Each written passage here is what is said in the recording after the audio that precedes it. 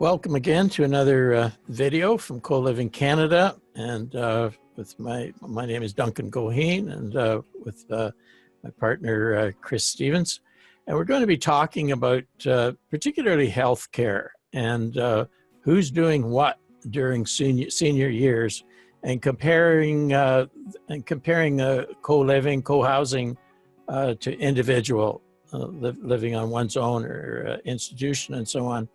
So you're going to be very interested in what's presented here as far as how we're looked after in senior years and who's doing it. Is it family? Is it children? Is it paid help? Or is it just not getting done? Which has a huge impact, of course, on quality of life. So Chris, if you could kick things off and maybe help lead us through that discussion. You bet. A core piece of the training that we received from Charles Durrett and around aging successfully was around the idea of care and co-care, and care being the things that you get that relate to both medical related matters and health care, as well as the services that you may need to bring into your home, like a cleaning lady or gentleman, I guess it could be as well, or food services, that sort of thing. And then co-care being the things that you do for each other. And there's a mixture of the things that we do for each other because we say we're going to do them for each other. And then there's the things that we do for each other that may not have been said, that just happen because we live close to each other. And we share the same space and share some of the same values, and we do them because it's a nice thing to do, because we care about our neighbors and they do things for us and reciprocate for us. And same thing for our partners and our spouses or our children. That idea of proximity as well as intentionality really ties into our lives, even if we're not in a co-housing situation. So I'm going to put up several slides that we've drawn out of the training manuals that we use from Charles Durrett. And I'm going to walk through the sort of the bright and shiny side, as well as the perhaps gloomier, dark side of what it means to get older, and the importance of preparing the situation for your own success in the longer term. Mm-hmm. So just give me a second to pull this up here. Okay. And I'll get my little fury ball here. There's the spotlight. Excellent. All right. So we've got several slides here. I'm just going to, oops, I think I may have, why is this not working? There we go. All right. So starting from the beginning, the scenario that we are familiar with right now, which is the green chart that's here.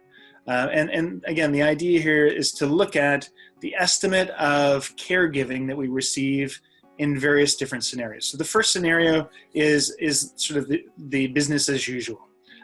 Your spouse is alive, either your husband or your wife.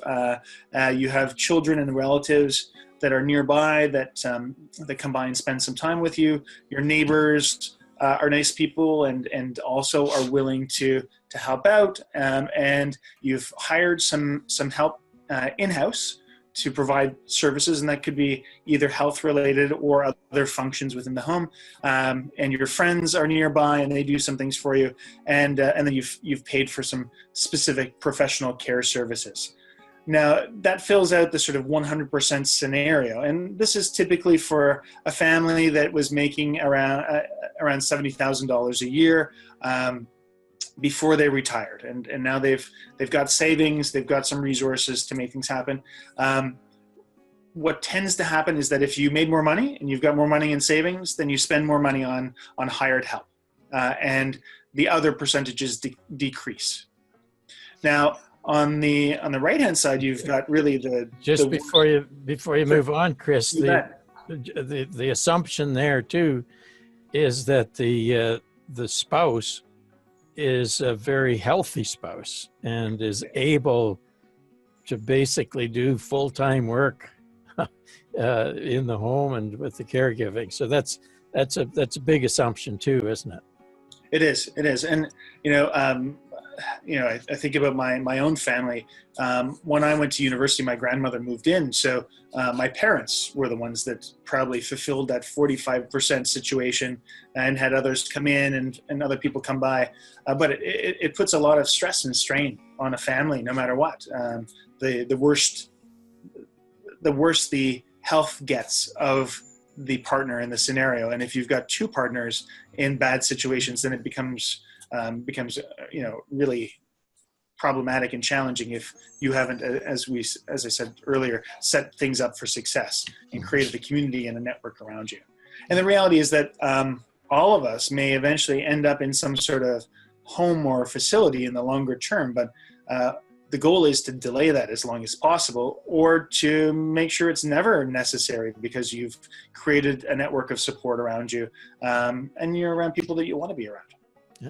So the box, the chart that's next to it here, which is the percentage of help without a spouse, without children, and without professional care services, what does this look like? And you can see that there's a tremendous shortfall of about 30% of the care necessary to have a good quality of life if you're aging. And in this scenario, you're looking at somebody who's maybe making around $40,000 a year before they retired, who doesn't have healthcare services because they don't have extended benefits. They haven't been able to build up the reserves to bring in somebody to provide care. And in the past, we've talked a little bit, I think, about how much it costs to have somebody come in. You're looking at, well, it depends, right? Anywhere from $3,000 to $5,000 to $7,000 to have somebody come in. And then if you end up going into an institution, you're looking at from maybe $7,000 if you're in a good case scenario where you're still in relatively good shape and don't need a lot of care per month, to 15 grand plus a month. And just think about how much money you've saved up right now. I'm in my early 40s and I'm going, wow, like my reserves would not last for very many years if I had to go into a facility at the moment or an institution. So how do I address that? What do I need to save to set myself up and my family up for success? And that's, I think, the same question for all of you out there, is what are you going to do to make sure that you've got the reserves, but also the people around you, to make sure you're not lonely, alone, and living in an unhealthy situation or without the care that you need to be healthy. Duncan, did you want to mention anything with regard to these two slides before I move on to No, it just as you were talking, though, the statistics are that well over half of the senior population has little or no savings, which basically indicates that most of, unless there's better solutions, which we will be talking about, right. that there's just a shortfall and so on. Yeah. Okay. Well, and the challenge is that, if you go into a place where you're paying to be there and then the money runs out, what we don't usually hear about is that you don't get to stay. They move you out. And then the question is, where do people go to next? And they maybe have a family member or somewhere else to go, but in many scenarios, they go into long-term care facilities, which are not set up for living. They're set up for their hospitals, right? They're places where people go to be treated. And therefore, you have even less support.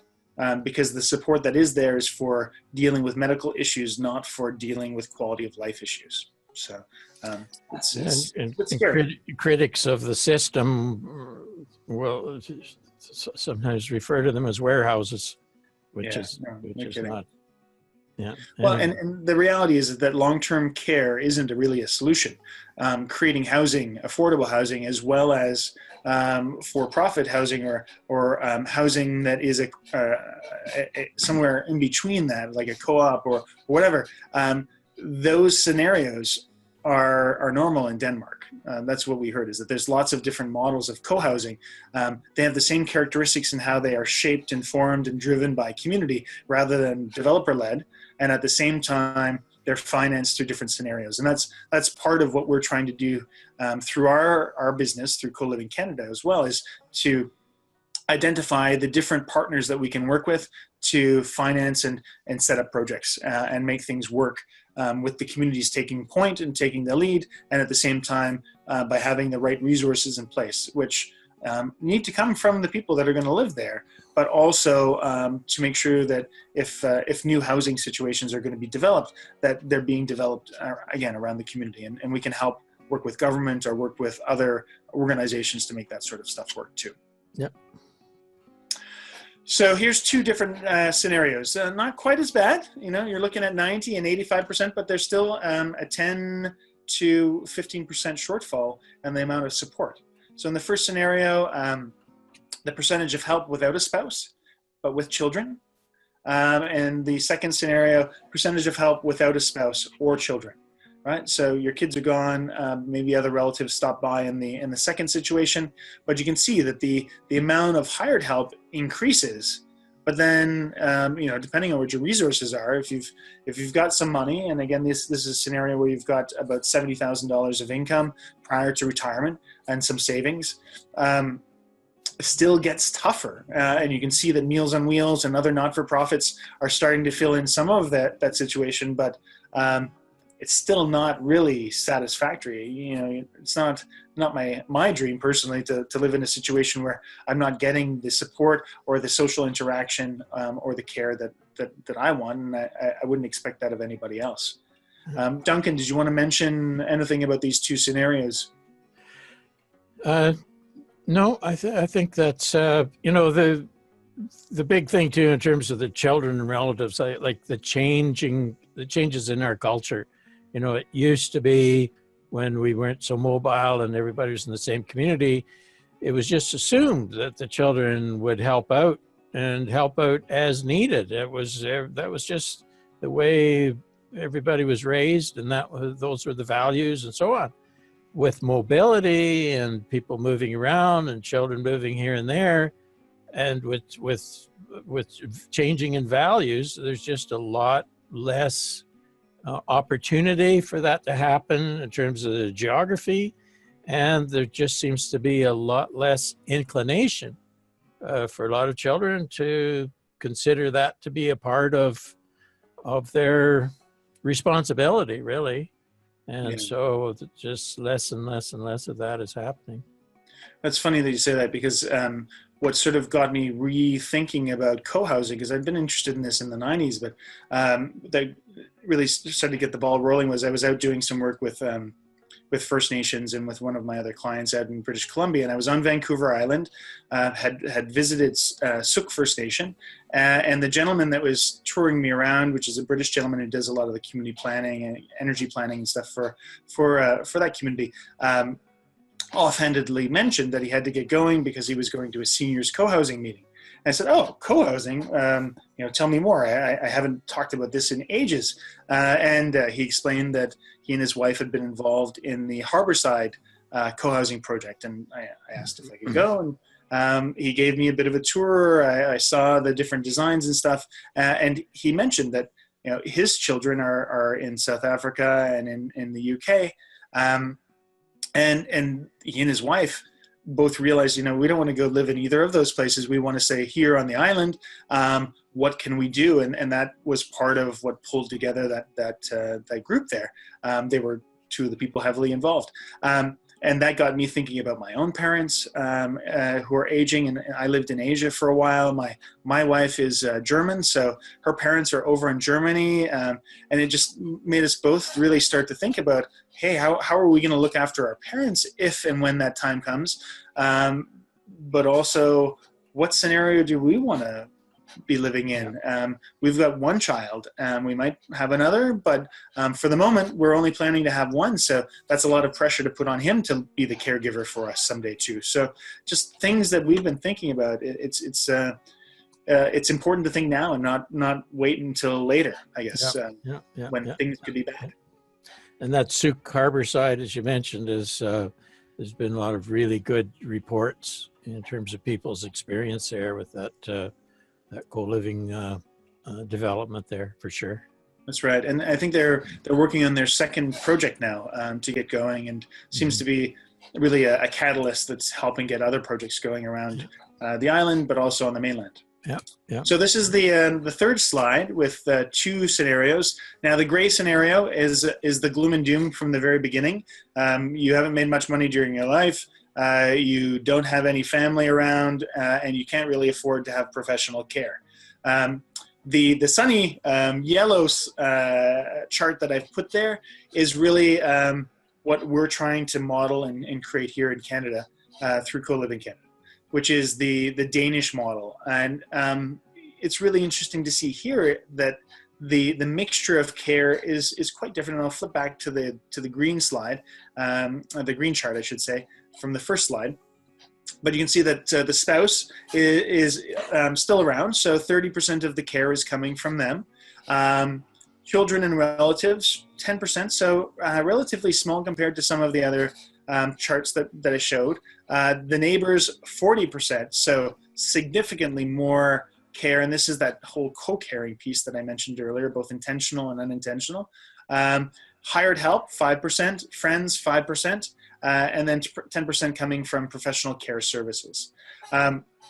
So the idea here is that, you know, the hired help and the professional care services, they can be shared with other people within your community, right? So, and in several of the instances during the training that we were given, we heard from people where the common house was designed to have at least two, in most instances, sometimes three separate units added on top of where everybody else was living, so that family members could come and stay for extended periods, but also where caregivers could come and potentially live. So in one of the instances, they spoke to the idea, or to the I guess not idea, the reality, that they had a nurse come and live, and initially they didn't use very much of their services. The person worked at one of the local hospitals, and then over time, that person began to give more and more support to the people that were living in the community.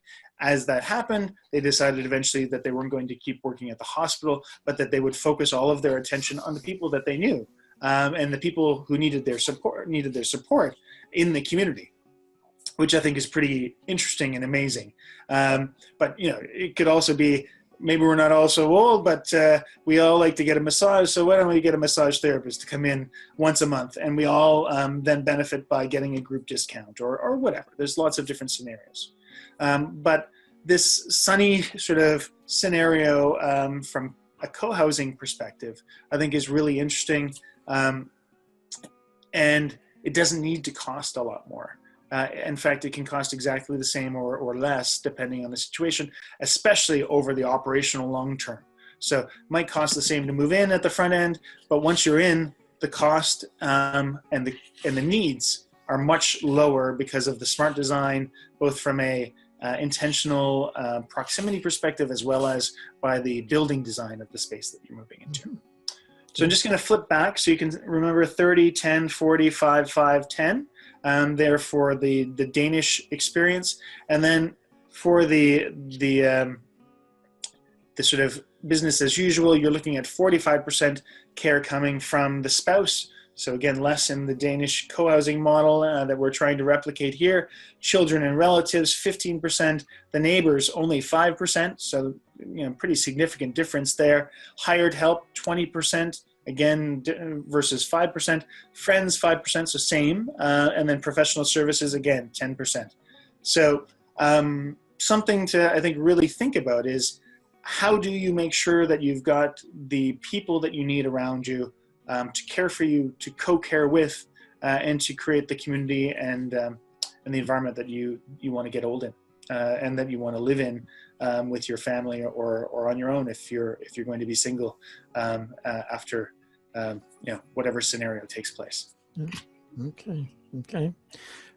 I really appreciate this review. It brings to mind too and I think there was a TED talk given by a lady who was in a co-housing community, and she was talking about the experience of an elderly lady who actually passed away while living in the community, and the support of the children and the community just made the quality of the life of this person who was in their final years and final days.